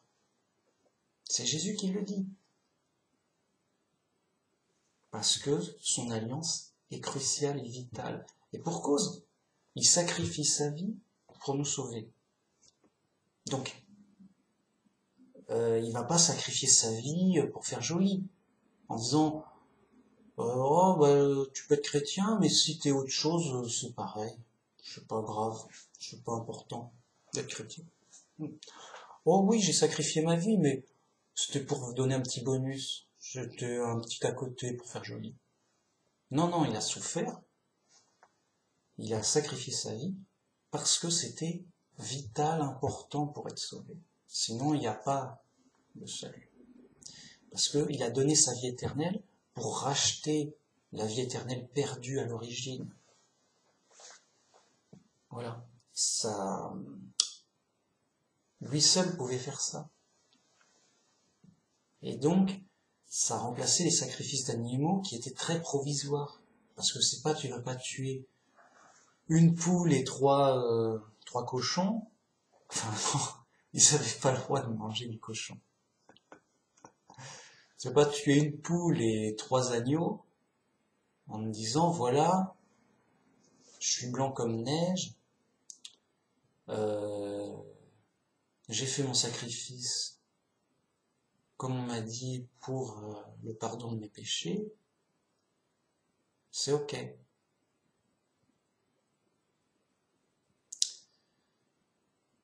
Voilà, bah sinon, bah non. Sinon Jésus il leur a dit, bah sacrifiez une vache et c'est ok.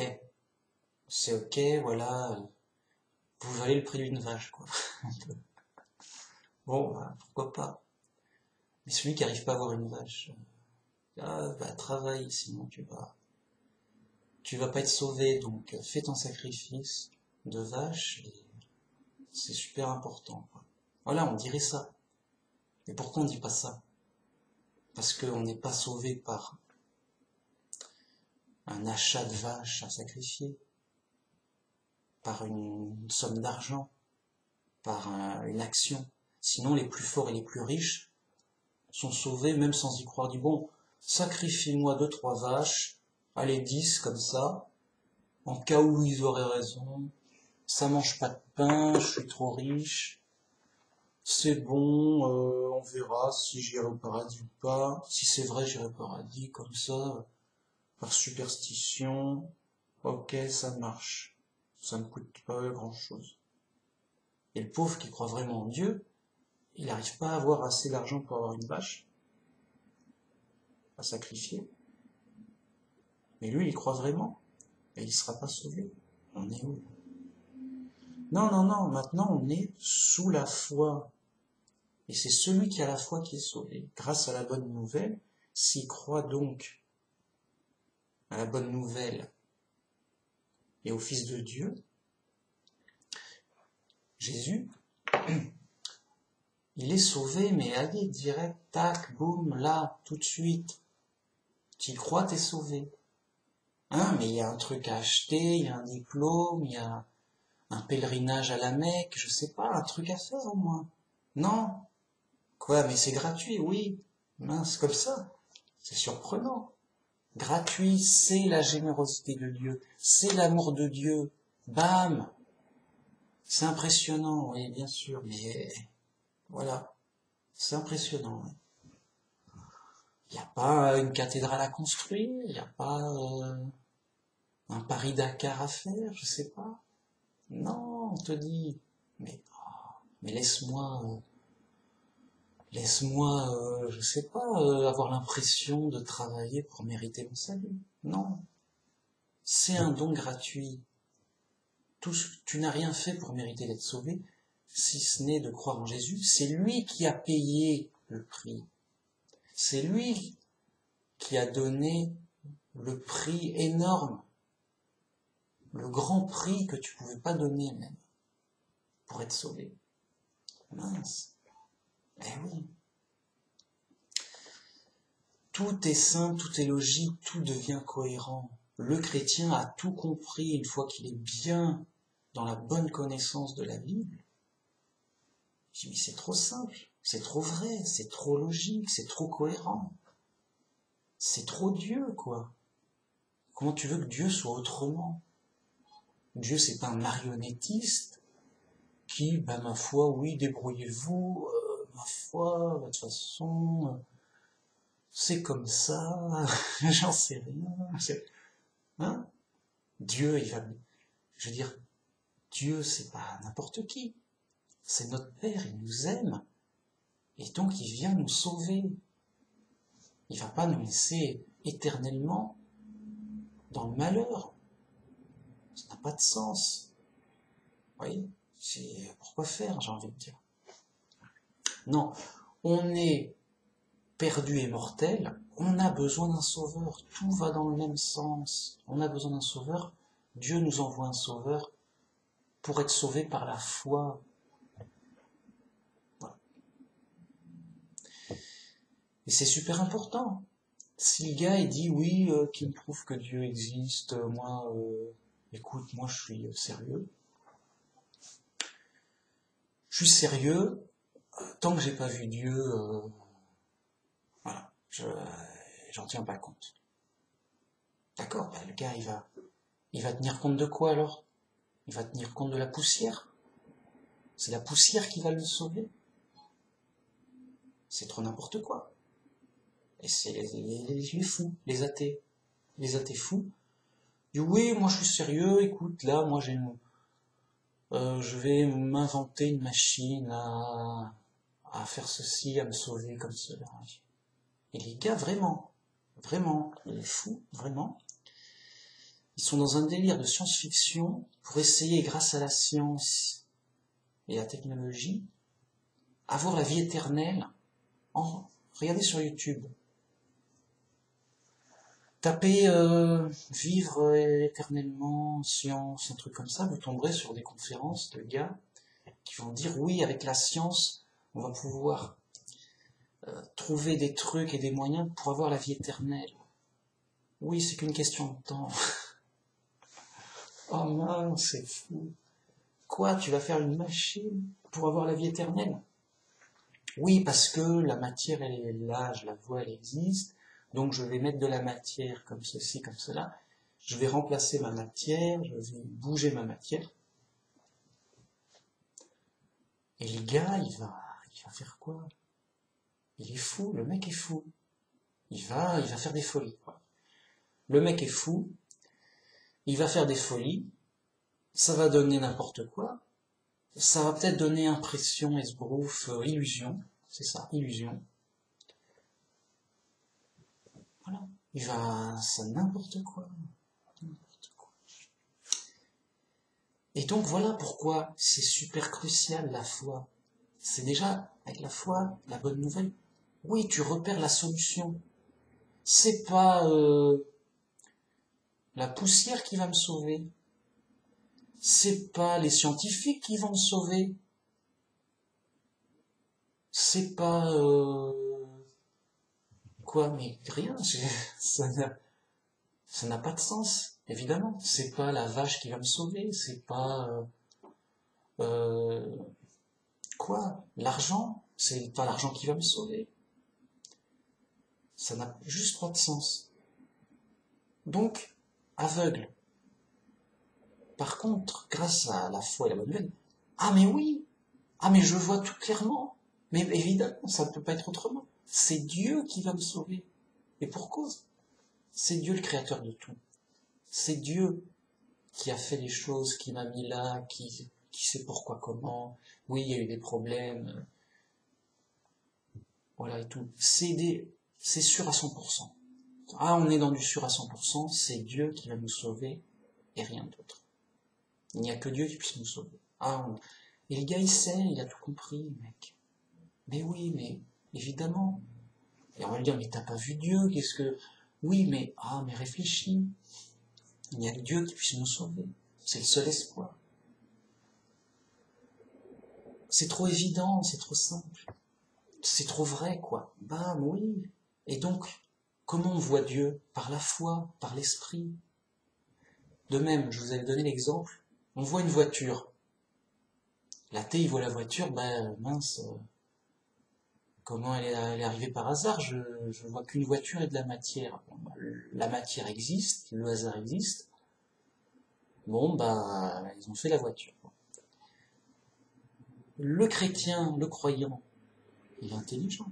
Il se dit, mais t'es fou, avec mon esprit, je vois, je comprends et je vois le constructeur de la voiture, parce que c'est obligatoire qu'il y ait un constructeur. Donc même si je ne le vois pas, je sais qu'il y a un constructeur de voiture.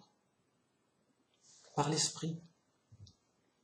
Parce que c'est obligatoire. La voiture ne peut pas se faire par hasard, quoi. Ça n'a pas de sens. Et bien là, c'est pareil, par l'esprit. Par l'esprit, on connaît Dieu. Par l'esprit, on sait qu'il y a un Dieu. Par l'esprit. Pas par les yeux. Et donc, mais oui, voilà, je sais. J'ai la solution. J'ai compris. Grâce à la foi et à la bonne nouvelle, oui, il y a un Dieu.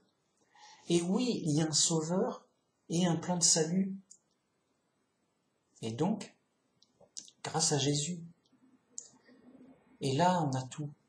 On a et la solution et le moyen de la solution. Parce que les autres, ils croient en Dieu. Oui, il y a Dieu. Je sais pas ce qu'il va faire, mais il y a Dieu.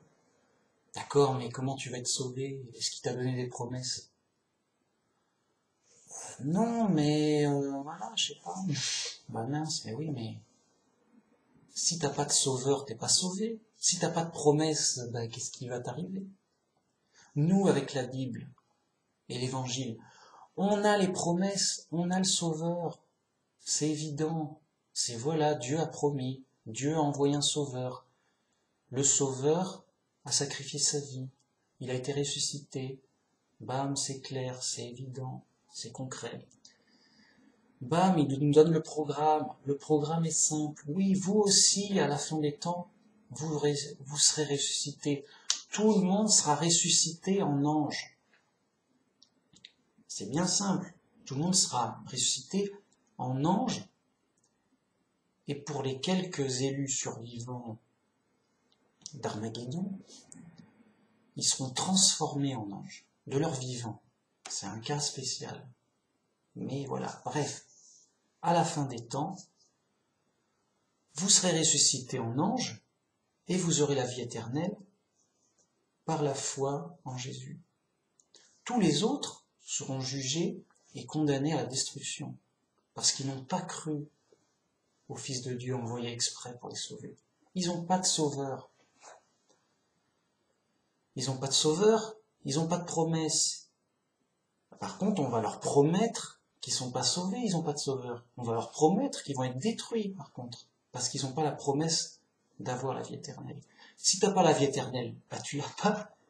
Et c'est donc tu meurs d'une façon ou d'une autre. C'est pas compliqué. C'est très simple. C'est réglé et c'est dit d'avance. Ah, c'est comme ça. On a le programme d'avance. Et ça va se passer tel quel. C'est Dieu qui le garantit. À un moment, Dieu il dit, voilà, ça va se passer comme ça.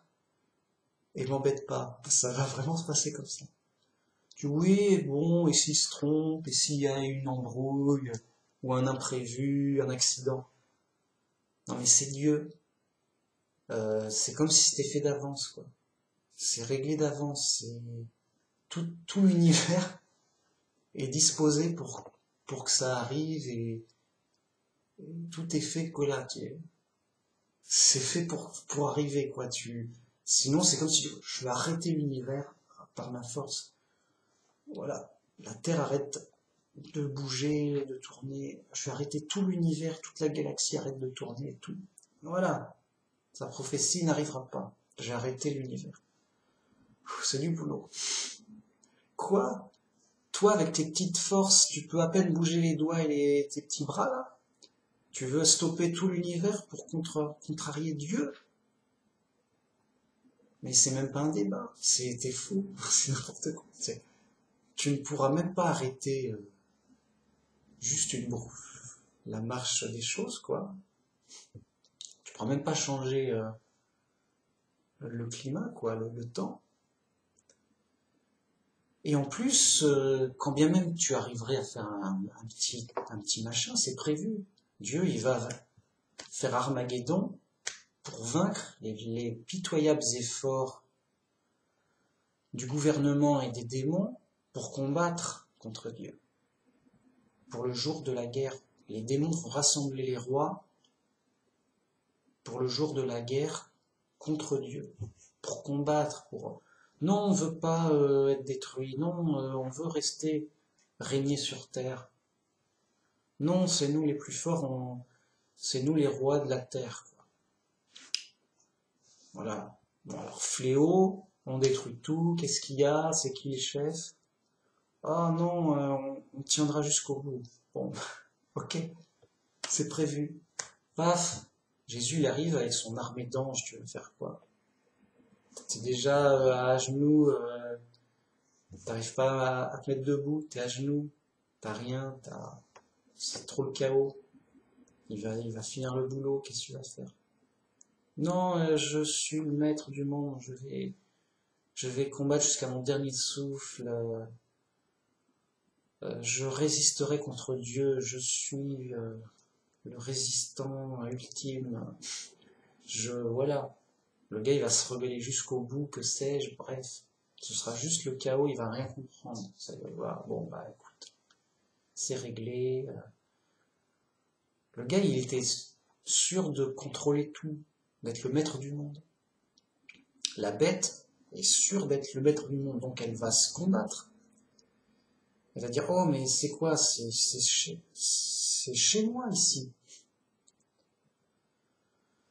C'est chez moi, voilà, j'ai la force armée, c'est moi le plus fort, quoi, un peu beau. Et en fait, ça va lui arriver de toutes sortes de façons bizarres, il y aura des fléaux, tout va basculer, il dit mince, mais c'est quoi, c'est la fin du monde, qu'est-ce qui se passe? Tout d'un coup, là, il n'y a pas de raison que tu partes à volo, quoi. Bah si, c'est le programme, c'est prévu, c'est Dieu qui envoie ces fléaux. Mince, bah oh, bon, bah c'est un mauvais moment à passer. Voilà, la bête, elle va se dire, on va se barricader sous les montagnes, on va faire des bunkers de survie sous les montagnes. C'est un mauvais moment à passer, c'est moche, je sais pas pourquoi, il y a mauvais temps, c'est un mauvais moment à passer. Quand ce sera fini, c'est pas grave, c'est moi toujours le plus fort, je vais reconstruire, ça va repartir, on va reconstruire, on en a vu d'autres, c'est là, c'est l'épopée de l'humanité, on est les meilleurs, on est courageux, on y va. Les gars, ils restent à survivre dans leur bunker sous les montagnes. Et après, il y a la suite du programme qui arrive. Bam, bam, bam. Et après, hop, détruit. Voilà. Et c'est pas caché. Enfin, c'est prophétisé. Mais, quelque part, c'est pas caché. Tout a une fin. Et forcément, cet esbrouf d'humanité pitoyable, parce qu'on est dans une situation pitoyable. On est perdu et mortel. Mais vraiment, attendez, c'est sûr et certain. On est chez les pros là. On est dans un jeu dangereux. On peut, voilà, à tout moment tu peux souffrir horriblement. Je sais pas, qu'est-ce qui va se passer demain? Tu es dans un jeu dangereux que tu es obligé de perdre. Parce que, d'une façon ou d'une autre, gentiment ou méchamment, qu'importe, tu dois mourir. Tu dois perdre. Ça, c'est sûr et certain. C'est pas caché. Donc, l'humanité, c'est juste un groupe de joueurs. C'est juste, ce qui est vrai pour toi, juste petit joueur, qui va perdre. C'est pareil pour l'ensemble des joueurs sur Terre. C'est le groupe entier. L'humanité joue un jeu dangereux dont elle souffre souvent. Ah, j'ai eu un accident. Ah, il y a eu un crime. Ah, mince, j'ai raté mon avion. Je sais pas, bon, galère, quoi. Et elle joue un jeu dangereux qu'elle va perdre. D'une façon ou d'une autre. Je sais pas, c'est là. Voilà, dans toutes sortes de scénarios que tu veux. Tout le monde le sait.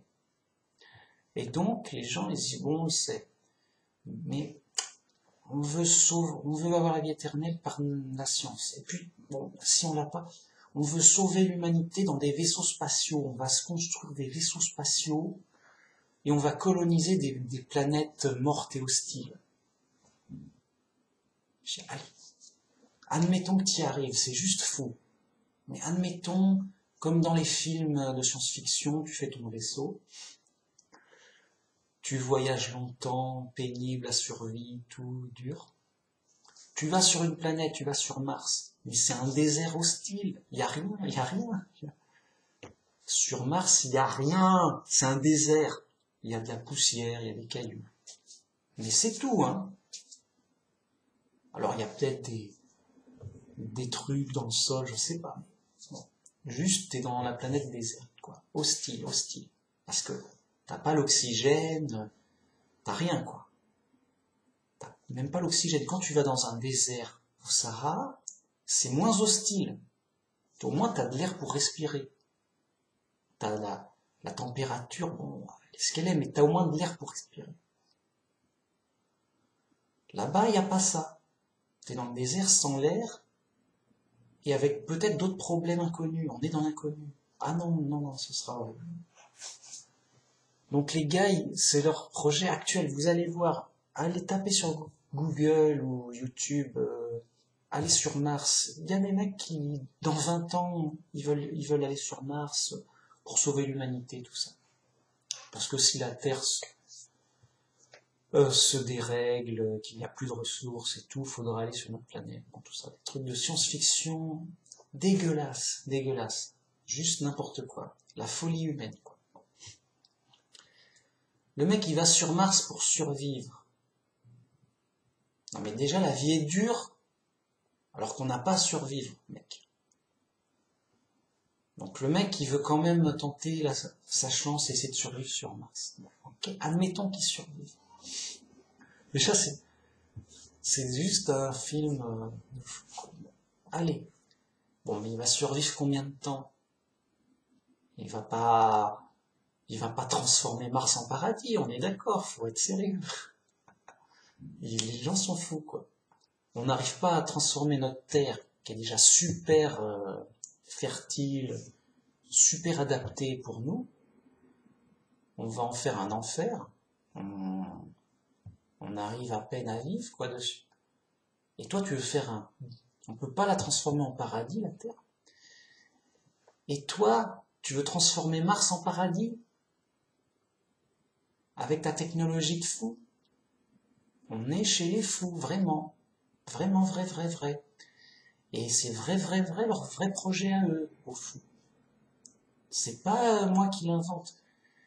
Allez sur YouTube, entièrement, il y a vraiment des gens qui veulent avoir la vie éternelle et vivre sur Mars, avec, grâce à la science et à la technologie. La nouvelle idole de notre époque.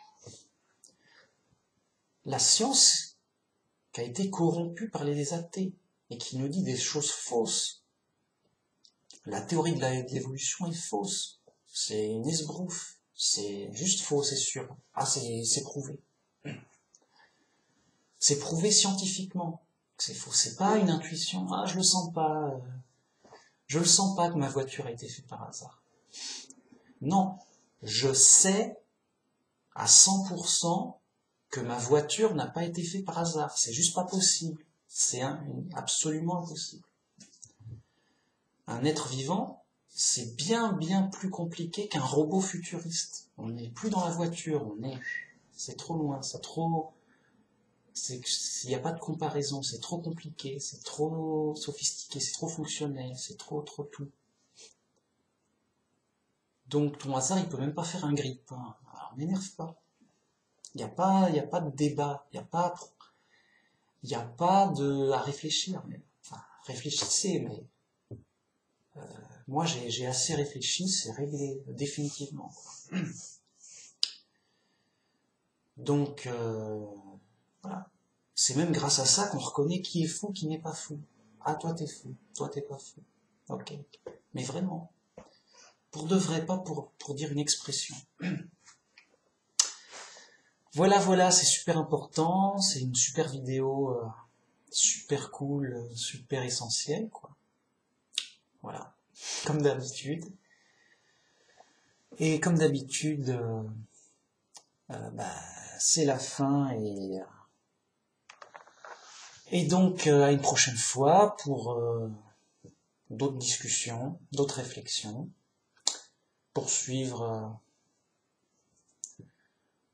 et continuer, quoi. On est dans l'épreuve, c'est difficile, on a besoin de réfléchir, de s'encourager, de se nourrir de vérité et de relations avec Dieu. Voilà de la bonne nourriture. Vérité, vérité. Et on mange avec la tête. Bam, bam, mange-moi, aïe. Mange-moi ça. Ça se mange avec la tête, la vérité. Et la relation avec Dieu, ça se mange avec la tête aussi. Dieu cherche des adorateurs en esprit et en vérité. Pas en bouche ou en musique. Je sais pas. Parce que des gens disent, ouais, j'essaie de ressentir Dieu, j'ai pas les bonnes vibrations, quoi. Le gars, il est dans le New Age. Tu nous fais la danse du ventre, là. Ça n'a pas de sens. Dieu, tu dois l'apprécier, l'adorer en esprit et en vérité. Donc ça se consomme avec la tête, avec l'esprit. Car Dieu est esprit. Et donc, ben, on est dans l'épreuve, on a besoin d'aide, on a besoin d'être guidé. Vraiment, on est dans un jeu dangereux. On va perdre, c'est dur, quoi. On a besoin d'une bonne nourriture. On a besoin d'une bonne aide. Donc, mangeons et consommons et adorons vérité Dieu en boucle. Alors tu peux, tiens, aujourd'hui je vais prendre un peu de vérité, et en dessert je prendrai un peu de Dieu. Puis après, oh bah là aujourd'hui je me sens plutôt que Dieu à fond, Dieu. mon grand Dieu, Jéhovah, tu es le Seigneur de l'univers. Puis moi, on dit, oh, bah, moi, aujourd'hui, là, je me sens pâteau, je vais plutôt prendre que de la vérité, et un petit peu de Dieu, là, pour assaisonner un petit peu, pas plus. Voilà, je veux dire, comme tu le sens, mec. Mais tu prends autant que t'en as besoin, autant qu'il en faut. Je veux dire, tu souffres, je souffre, on souffre, quoi. On a besoin d'aide, on est dans l'épreuve, dur, les gens sont fous, on est chez les fous, on est en danger, mec. À tout moment, ça peut partir en vrille. À tout moment, bah, qu'est-ce qui va se passer demain, quoi. Un accident, un bandit, un voleur, que sais-je, une guerre, j'en sais rien. On est en danger, là. Qui va te protéger? Voilà, il y a 3 bandits qui arrivent chez toi, là. Ils sont armés, tout. Bon, alors, il est où l'argent? Qu'est-ce qu'il y a? Qu'est-ce que tu veux? Vite, on n'a pas le temps, on va te frapper. On n'a pas le temps, il faut qu'on se casse vite. Qui va te protéger? Bah, personne. Ils vont faire ce qu'ils voudront, ils prendront ce qu'ils voudront, et ils partiront, et ben, le mal est fait. La police fera ce qu'elle pourra, oui, il paraît que, bon, qu'est-ce qu'ils ont dit, ils étaient comment, qu'est-ce qu'ils ont fait, ah, ils étaient méchants, hein. Ils étaient méchants, ils étaient armés, oui, bah, il ne fallait pas faire grand-chose, monsieur, mais bon, on va essayer de s'en occuper, on va voir, oui, ah bah, c'est notre boulot, monsieur, oui, monsieur. Oui, bah, on verra, monsieur, on va essayer de voir si on a des preuves, on va recouper, c'est du temps, c'est du boulot, monsieur, on verra, on vous préviendra, monsieur. D'ici là, bah, fermez bien la porte, monsieur, protégez-vous bien, derrière les volets, je sais pas, enfin. Oui, bah, je pense qu'ils ont pris tout ce qu'ils voulaient, ils vont parvenir. Vous nous appelez s'il y a un problème. Enfin, la routine, quoi. La routine, juste la routine. Je dis, bon, heureusement que ça arrive pas tous les jours, c'est vraiment dur, quoi. Mais ça peut arriver, quoi. Un accident de voiture, ça arrive, il y en a énormément. Ça arrive pas qu'aux autres. Bon. Et donc, est-ce que je vais avoir de la chance? Est-ce que j'aurai pas de chance? Dans l'angoisse. Le mec, il vit dans la peur, quoi. Justement, n'ayez pas peur, c'est normal, on est dans l'épreuve, on est chez les fous, le monde est aux mains du méchant, on est dans des mauvaises influences, on est perdu et mortel. Voilà, bam. Et on a besoin d'aide. Donc, voilà, on suit Jésus, les apôtres. Le mieux possible, le plus possible, c'est le mieux qu'on puisse faire. C'est ce qu'il y a de plus efficace. Ça nous fera gagner à coup sûr. On joue au jeu qui fait gagner à coup sûr. À coup sûr, on aura des compensations et des trésors et des récompenses dans le ciel. À coup sûr, on aura la vie éternelle au paradis dans le ciel. À coup sûr, on sera heureux et on sera protégé de tout après la résurrection des morts. Et grâce à quoi? Pas automatiquement, pas par hasard. Non, uniquement parce qu'on a cru en Jésus, le Fils de Dieu, qui s'est sacrifié pour nous. Elle est là l'importance cruciale de la vraie religion, du vrai Dieu, du vrai qui fonctionne, qui marche, réel, qui existe. Donc du vrai, quoi. Et pas du faux. Faux et usage de faux chez les fous. C'est les fous qui font dans le faux. Nous, on n'est pas fous, on fait dans le vrai. Point. C'est juste ça la différence. Vrai ou faux? C'est ça la différence. Si c'est faux, c'est faux. Et c'est fou, ça sert à rien. Si c'est vrai, et c'est réel, ça sert à quelque chose. Et voilà, c'est tout. C'est tout. Bon, il faut que je me calme. Sinon, ça va faire des vidéos super longues. De toute façon, bon, vraiment, j'ai tout donné, quoi. À un moment, j'ai tout donné. Bon, le boulot est fait, c'était génial, j'ai exprimé ce que je voulais dire, j'ai fait le tour du sujet, c'était solide, c'était béton, bam. Voilà, après, il faut finir en beauté, voilà, c'est la fin de la vidéo. Donc, à la prochaine pour la suite. C'est super important, c'est crucial, quoi. C'est le sens de la vie, quoi.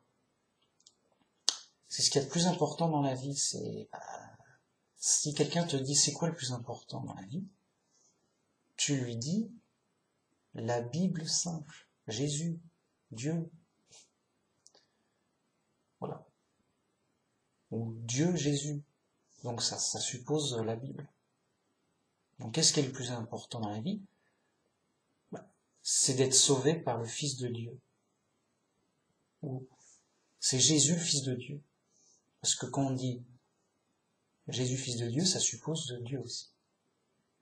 Donc, qu'est-ce qui est le plus important dans la vie? C'est Jésus, le Fils de Jéhovah. Là, t'as tout. Là. Donc, qu'est-ce qui nous donnera le bonheur, la vie éternelle, tout, zéro problème. Qu'est-ce qui nous délivrera du malheur? Jésus, le Fils de Jéhovah. Pas... Voilà, c'est pas le fils de n'importe qui. Donc, très clairement, et c'est écrit à la Révélation, les élus auront un sceau sur le front. Le nom de Dieu et le nom de l'agneau seront écrits sur leur front par un ange. Jéhovah, Jésus. Pourquoi? Parce que c'est ça le plus important. Jésus, le Fils de Jéhovah. Par Jésus, on est sauvé, on a la vie éternelle. Parce qu'il est le Fils de Jéhovah. Pas parce... Si Jésus était, oui, c'est Jésus, mon voisin, c'est pas parce qu'il appelle Jésus. C'est pas parce que il vivait à l'Antiquité, c'est parce que c'est le Messie promis, c'est celui qui a été envoyé par Dieu. Exprès, prévu. Bref, c'est lui parce que c'est le Fils de Jéhovah. Donc, on croit en Jésus, oui, lui, le Fils de Dieu. Voilà. Et donc, on a tout dit qu'on a dit ça, vraiment. Donc, c'est l'essentiel. Malheureusement, c'est très rarement compris par le faux christianisme. Vous savez bien, Trinité, des trucs bizarres, tout ça. Donc, ils sont dans des fausses idées, tout ça, c'est pas clair, ils sont déglingués, tout ça, quoi. Mais pourtant, voilà, c'est bien ça l'essentiel. Le plus important dans la vie, c'est Jésus, le Fils de Jéhovah. Et c'est vraiment tout, le bonheur complet. Si on s'en rend pas compte et que c'est dur, c'est normal, c'est qu'on est dans l'épreuve. On souffre avec Jésus. On souffre avec Jésus. Donc, on est assuré de se retrouver avec Jésus, de vivre avec Jésus après. Donc notre bonheur, pour l'instant, il est juste de l'esprit, une joie de l'esprit. C'est dur, on est dans l'épreuve, mais on se rassure en disant « Je souffre pour Jésus. Je souffre avec Jésus. Jésus aussi, il a souffert. Jésus aussi, c'était dur, et Jésus aussi, il est mort, et durement. Donc, moi aussi, je vais souffrir dans l'épreuve. Moi aussi, je vais mourir dans l'épreuve. Oui, moi aussi. Mais c'est le chemin, c'est prévu, c'est l'épreuve. Je vais souffrir avec le Christ. Et je vais mourir avec le Christ. Et comme disait Paul, si nous vivons et si nous mourrons, nous vivons pour le Christ, nous mourrons pour le Christ. Je vis pour le Christ et la mort m'est un gain. Parce que la mort, ça veut dire la fin de l'épreuve. Et qu'après, on n'aura plus que la résurrection pour la vie éternelle et le bonheur. Et donc la mort est moins terrifiante, moins problématique. c'est pas humain, c'est tout. C'est, pour nous, vrais chrétiens, c'est la fin de l'épreuve. Chouette. Chouette. C'est dur, c'est l'épreuve, voilà. Et c'est normal, c'est le programme. Et par la foi, on est aidé. On tient bon, le moral, la foi, la tête, bam. On garde le moral. On est joyeux en esprit. On sait que c'est l'épreuve, que la récompense nous attend, qu'on va vers du bien, on est dans un jeu où on va gagner. C'est une histoire qui va bien se terminer. Même si au milieu de l'histoire, ça sera dur, à la fin du film, c'est une fin joyeuse au paradis. Avec nous, on sera des anges au paradis pour la vie éternelle. On sera plein de joie, ce sera génial. Tout sera résolu, tout sera remis en ordre, justice aura été bien faite parfaitement, tout reviendra dans l'ordre, tout sera normal. Enfin, le malheur sera un souvenir ancien qui n'aura plus lieu d'être. Voilà. C'était avant, quand les choses n'allaient pas, quand on était perdu, séparé de Dieu, tout ça. Voilà. Donc, fin de la vidéo. Que cette vidéo finisse, ça suffit. Donc, fin de la vidéo. Merci beaucoup. Au revoir.